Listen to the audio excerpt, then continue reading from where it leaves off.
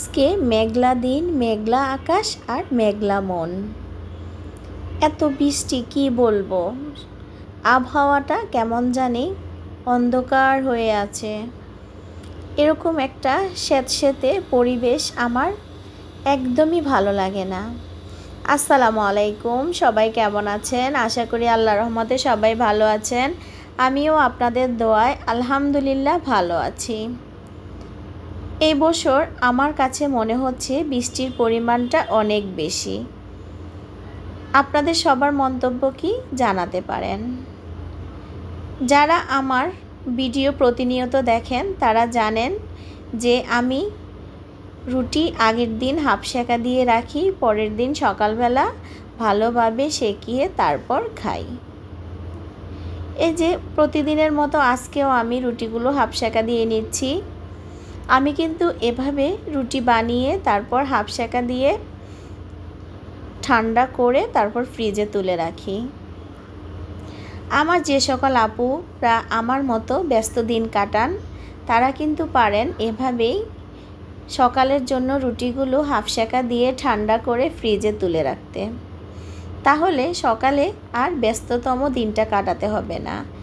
এই যে দেখেন, আমি এখানে একটা পরিষ্কার ওড়না ভাঁজ করে দিলাম। এখন এই ওড়নার উপরে আমি রুটিগুলো মেলে দিচ্ছি। যখন রুটিগুলো ঠান্ডা হয়ে যাবে তখন আমি বক্সে করে ফ্রিজে তুলে রাখব। আমার মতো যেসব আপুরা ব্যস্ত থাকেন তারা কিন্তু পারেন এভাবে সকালের কাজটা একটু এগিয়ে রাখার জন্য। সকালে বাচ্চাদের স্কুল থাকে, হাজব্যান্ডের অফিস থাকে, তাই আমি চেষ্টা করি আগে রুটিগুলো একটু এভাবে রেখে দিতে।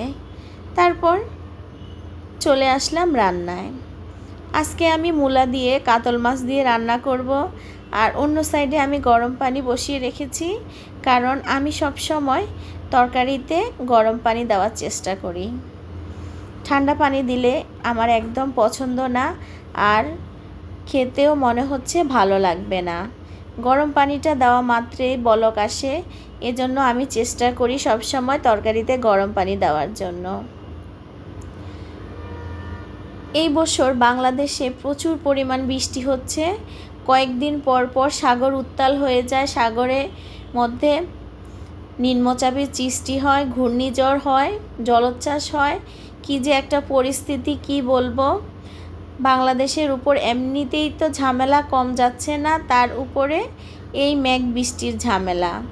যারা আমরা শহরে থাকি তারা কিন্তু এই বৃষ্টির দিনে খুব ভোগান্তিতে পড়ে যায়। রাস্তাঘাটে পানি উঠে যায়, আমাদের চলাফেরা খুব কষ্ট হয়ে যায়। যাদের এলাকাটা নিচু তাদের বেশি কষ্ট হয়ে যায়।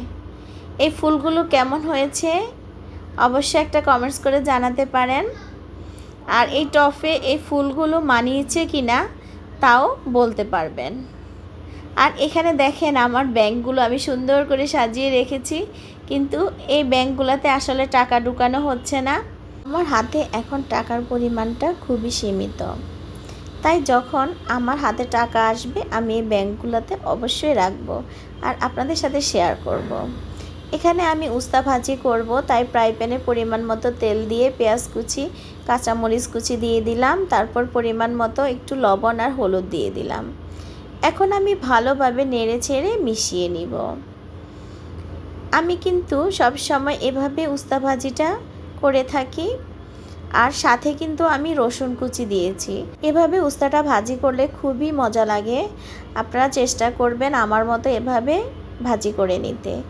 এখন আমি উস্তাগুলো দিয়ে দিব। আমি এখানে উস্তার সাথে একটু আলু দিয়েছি। উস্তার সাথে কেন জানি আলু না দিলে আমার কাছে ভালো লাগে না, তাই আমি একটু আলু দিয়ে নিয়েছি। এখন আমি সুন্দরভাবে নেড়ে ছেড়ে অল্প আছে ভাজি করে নিব। আমার যে সকল আপু ভাইয়ারা আমার ভিডিওটা দেখা শুরু করেছেন প্লিজ একটা লাইক দিয়ে শুরু করতে পারেন। আর যদি মন থেকে ভালো লাগে তাহলে ভিডিওর কোনো অংশ যদি আপনার মনে দাগ কাটে তাহলে একটা কমেন্টস করে যেতে পারেন। আর যদি বেশি ভালো লাগে তাহলে এই বোনটার চ্যানেলটা সাবস্ক্রাইব করে পাশে থেকে যেতে পারেন। আর পাশে থাকা বেল আইকনটি ক্লিক করে আমি যখনই নতুন কোনো ভিডিও ছাড়ব আপনার কাছে নোটিফিকেশন চলে যাবে, আর আপনি আপনার সময় মতো আমার ভিডিওটা দেখে নিতে পারেন।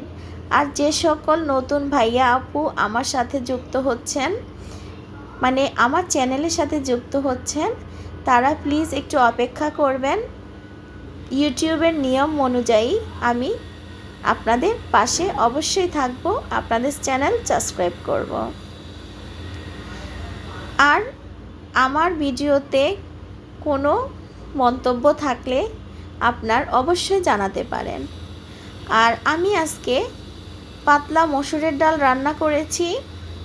এই মসুরের ডালটা আমার ছেলেরা খুবই পছন্দ করে। আর সাথে উস্তা ভাজি।